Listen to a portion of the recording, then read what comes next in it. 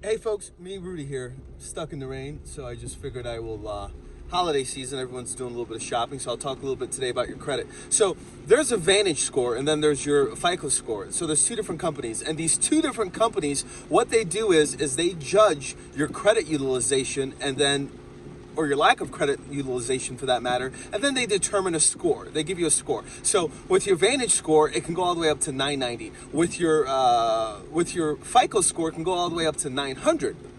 So your Vantage score, it has one model that one algorithm that or if that's even the proper word, but it has one model that reports both to Experian, TransUnion, and Equifax.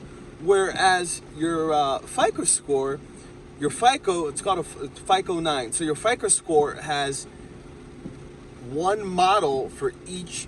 It has one model for all three different bureaus. So it has one model for all three different bureaus, if that makes sense. Does that make sense? So it's not one model, it's all three different bureaus. Let's try that again. So your Vantage score, it uses one once it grades your utilization, it reports the same grade to all three bureaus. Whereas your FICO score, once it grades your credit utilization, it has a different pattern, it has a different reporting, it has a different grading curve for each credit reporting agency. Yeah, that's better well put. So, saying that your credit is so important, your Vantage score is used more, like Credit Karma. So is your Credit Karma score real? Your Credit Karma always shoots up higher. That's because they're using your Vantage score. So your credit's important this day and age.